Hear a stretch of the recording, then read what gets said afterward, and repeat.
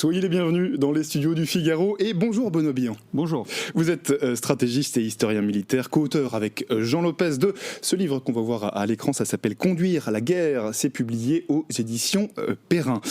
L'Ukraine demande avec insistance depuis plusieurs semaines à ses alliés de renforcer ses défenses aériennes, alors qu'une attaque de drone a fait au moins 9 blessés la nuit dernière à Kiev, donc dans la capitale. La défense aérienne, est-ce que c'est toujours un sujet dans cette guerre qui dure ? Plus que jamais, c'est un sujet à la fois sur le front et sur l'arrière. Sur le front parce que l'aviation russe est ressortie en force et utilise notamment des bombes guidées pour aider l'armée de terre russe à réduire une à une les positions fortifiées dans le Donbass. Et donc avoir de la défense aérienne sur le front, c'est essentiel aujourd'hui pour les Ukrainiens s'ils veulent espérer tenir leur ligne. Mais c'est aussi un enjeu sur les arrières pour la protection des centres urbains et en réalité des cibles stratégiques que cherchent à viser les Russes dans ces centres urbains, c'est-à-dire d'une part les infrastructures énergétiques qui sont l'une des clés de la survie de l'Ukraine, et puis tout ce qui est associé à ces infrastructures, c'est-à-dire évidemment ce que l'Ukraine a comme capacité de production, notamment capacité de production de drones, qui sont aujourd'hui l'un de ses derniers atouts, si l'on peut dire, sur le champ de bataille. Alors on a beaucoup parlé ces derniers jours des soldats nord-coréens venus en renfort de l'armée russe.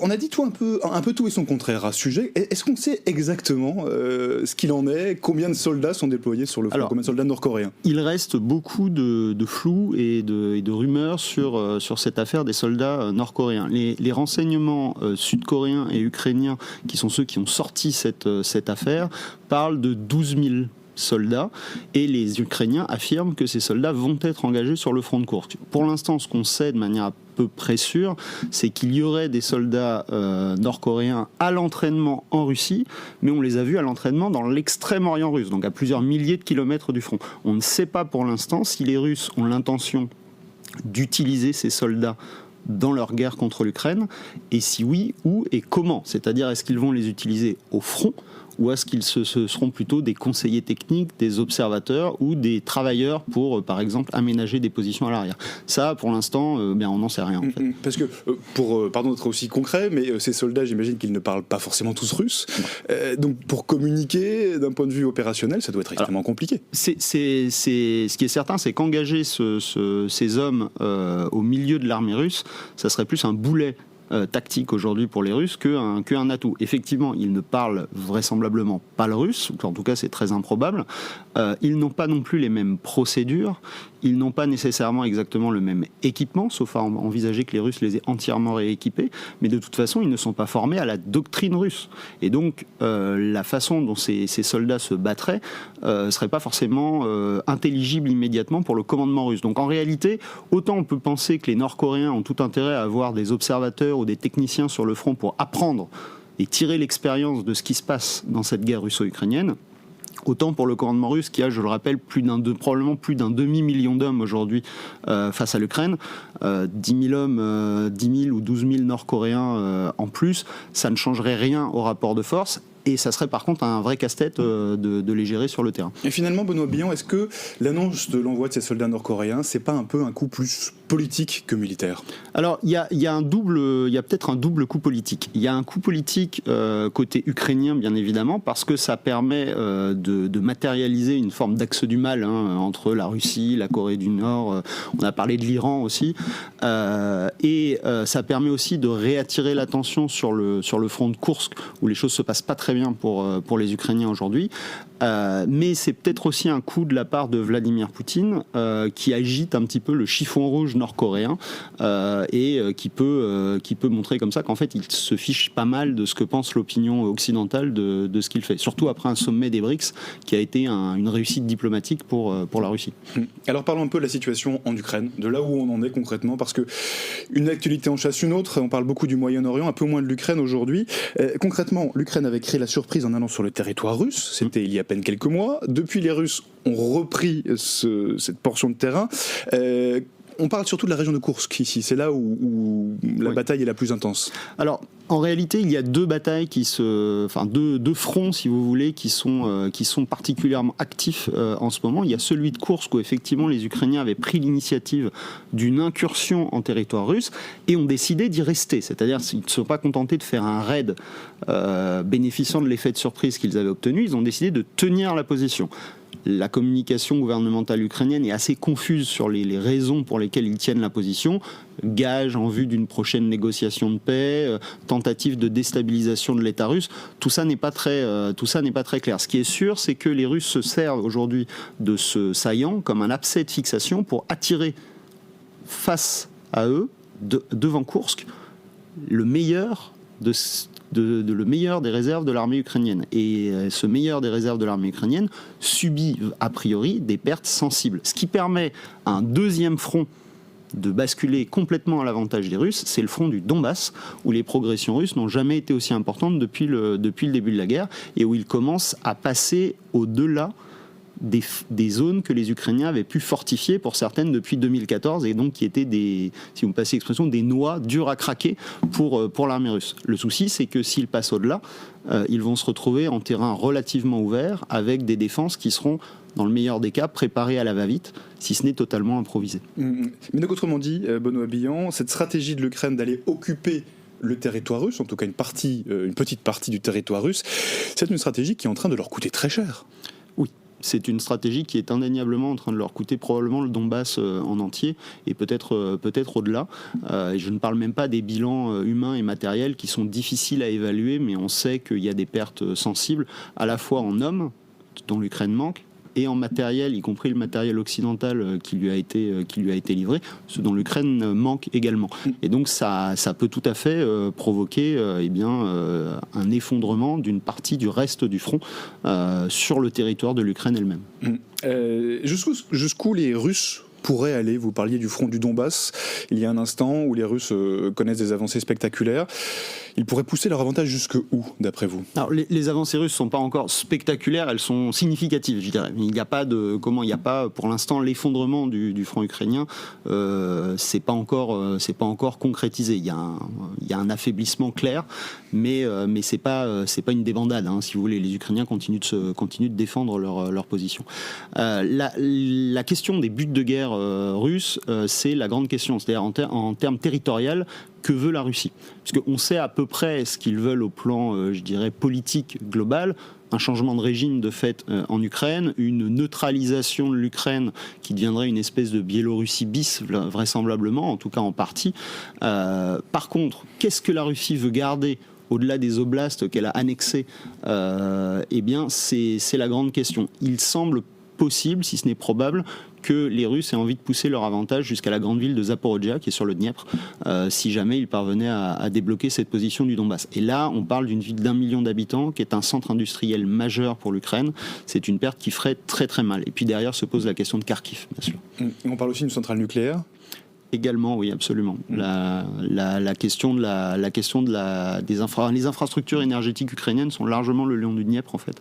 Et donc, c'est aussi un enjeu, bien sûr. Mi-octobre, Volodymyr Zelensky présentait un plan de victoire aux Occidentaux. C'est comme ça qu'il avait appelé ça. Le but derrière, évidemment, c'était d'obtenir un maximum de soutien de ses alliés. Concrètement, la victoire, on en est assez loin aujourd'hui. Oui, alors pour les Ukrainiens, j'entends. Comme pour les Russes. Les Russes n'y sont pas encore, mais disons qu'eux en prennent le chemin, alors que le chemin de la victoire s'écarte de plus en plus pour les Ukrainiens. Le plan de victoire de Volodymyr Zelensky, c'était surtout un plan de remobilisation des soutiens occidentaux de l'Ukraine.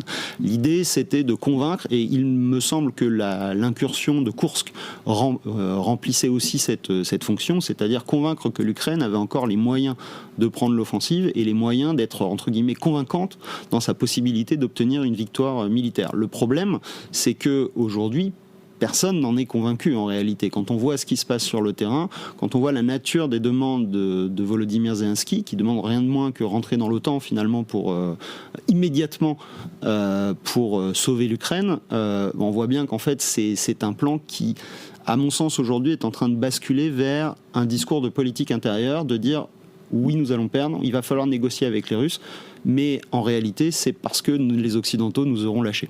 Donc c'est plus pour des questions de politique intérieure finalement que Volodymyr Zelensky, c'est une hypothèse qui me semble crédible. Oui. Alors Benoît Billan, je l'ai dit, vous êtes stratégiste, historien militaire. Cette guerre a lieu depuis des mois, même depuis plus de 2 ans maintenant, cette guerre en Ukraine. On arrive de nouveau en automne, en hiver. On sait que le terrain est plus difficilement praticable, il peut être humide, il peut être gelé. Est-ce que ça peut être de nature à, entre guillemets, geler ou en tout cas freiner les avancées d'un côté comme de l'autre sur les prochains mois? Alors, je dirais que si j'étais à l'état-major ukrainien, je l'espérerais très fort. J'espérerais que la météo gèle les opérations, en tout cas qu'elle les englue dans un torrent de boue, la fameuse Rasputitsa, la saison sans route, qui effectivement a un impact sur les opérations. Maintenant, si on regarde ce qui s'est passé depuis 1 an, la séquence actuelle dans le Donbass, elle a commencé avec l'offensive russe sur Avdiivka. Avdiivka, ça a commencé, si je ne me trompe pas, au mois d'octobre de l'année dernière. Ça a continué sans interruption jusqu'à la prise de la ville. Et en fait, les Russes sont à l'offensive depuis quasiment 1 an, malgré la météo. Et ça, c'est pas bon signe du tout, parce que à partir du moment où vous avez une armée qui est capable d'entretenir un effort offensif dans la durée, malgré le climat, malgré le temps qui passe et malgré l'usure de ses forces, eh bien, ça veut dire qu'elle a les capacités logistiques de continuer très vraisemblablement cet automne et cet hiver, et jusqu'au printemps prochain. On a aussi le sentiment, Benoît Billan, que tout est figé en attendant l'élection américaine du 5 novembre prochain. Est-ce que c'est le cas ?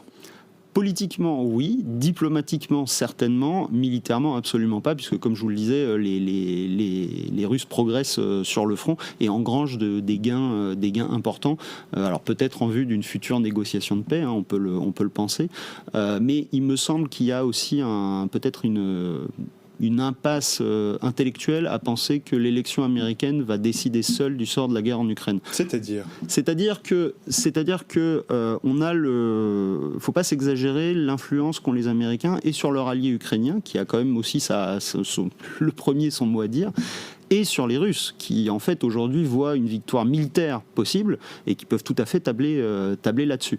Donc ce qui est certain, c'est que on sent du côté de Donald Trump une volonté de solder l'affaire ukrainienne, tout en évitant quand même un camouflet diplomatique dans les premiers jours de sa présidence. Il dit si une attaque, ce sera réglé en... Voilà. Bon, il a lui aussi à présenter une espèce de plan à base de sanctions pétrolières, etc., qui me semble assez peu crédible.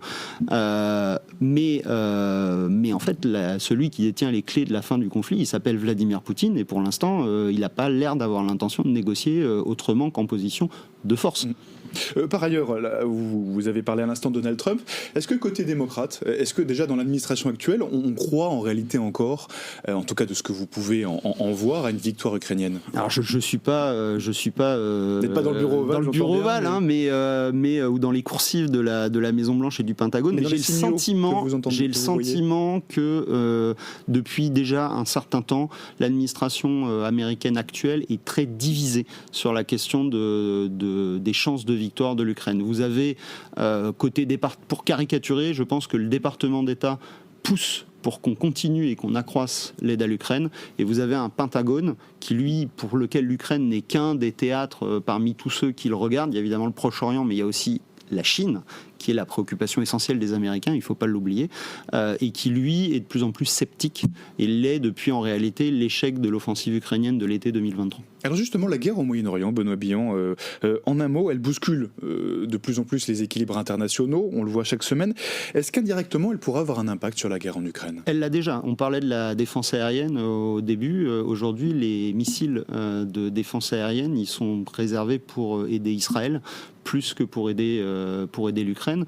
Et les Américains préservent leur stock en vue d'une confrontation avec l'Iran. Ce qui affaiblit d'autant la possibilité de dégager une partie de ces stocks pour aider l'Ukraine. Donc ça, c'est déjà un impact immédiat.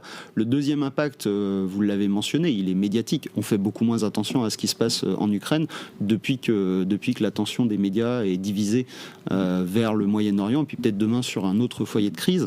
Le troisième impact, il est géopolitique, c'est-à-dire que la Russie reste un acteur important au Proche-Orient, et les Américains vont être obligés aussi de tenir compte de ce qui se passe au Proche-Orient dans leur façon de gérer leurs relations à Moscou. Et ça, c'est pas bon pour l'Ukraine. La semaine dernière, l'ancien ministre Pierre Lellouche, sur ce plateau, insistait sur la nécessité de revenir à davantage de diplomatie. En gros, il disait qu'il faut remettre les Russes, les Ukrainiens autour de la table. Est-ce que vous partagez son avis ? Alors, dans l'absolu, oui, la diplomatie, c'est indispensable. Aujourd'hui, est-ce que la séquence dans laquelle on assiste est propice à cette diplomatie ? J'en suis moins convaincu. Pour les raisons que j'évoquais à l'instant, Vladimir Poutine, aujourd'hui, voit une victoire militaire se dessiner. Et donc, la séquence diplomatique n'aura lieu qu'une fois qu'il estimera que le rapport de force ne peut plus aller davantage en sa faveur. Donc autant on peut imaginer qu'on puisse tordre le bras des Ukrainiens qui seront plus en situation de résister, autant ça me semble difficile aujourd'hui de tordre le bras de Poutine et du gouvernement russe pour négocier une paix qui ne l'avantagerait pas. Donc la diplomatie, oui, mais la diplomatie suppose aussi, et ça les Européens l'ont à mon avis beaucoup trop oublié, des moyens de pression et des moyens d'affirmer une contrainte. Aujourd'hui, on n'a pas les capacités militaires pour appuyer une vraie diplomatie, qu'elle soit française ou européenne. On n'a plus ces moyens. Une dernière question, Benoît Billon, en un mot. On a beaucoup parlé des déserteurs, des déserteurs russes, ukrainiens, ces soldats qui fuient le front, concrètement. Est-ce qu'on a un moyen d'objectiver ce phénomène ? Ou bien est-ce qu'on ne fait que parler de cas isolés ? Alors, on a des chiffres qui circulent. Il a été question, alors je crois dans la presse américaine, du chiffre de 100 000 déserteurs ukrainiens, ce qui est colossal si ça est avéré. On sait qu'il y a beaucoup de gens qui ont fui l'Ukraine aussi pour échapper à la conscription. On sait que ça a été le cas en Russie au moment de l'annonce de la mobilisation, qu'une partie de ces gens sont revenus. C'est difficile à objectiver. Maintenant, il y a une tendance qui est claire. La désertion augmente quand vous avez l'impression que vous perdez la guerre, et elle diminue quand vous avez l'impression que vous gagnez la guerre. Aujourd'hui, à mon sens, elle est beaucoup plus forte en Ukraine que du côté russe. Eh bien, merci beaucoup, Benoît Billon. Je rappelle que vous êtes stratégiste et historien militaire, co-auteur de ce livre qu'on va remontrer à l'écran avec Jean Lopez. Ça s'appelle « Conduire la guerre » et c'est publié aux éditions Perrin. Merci de nous avoir partagé votre point de vue.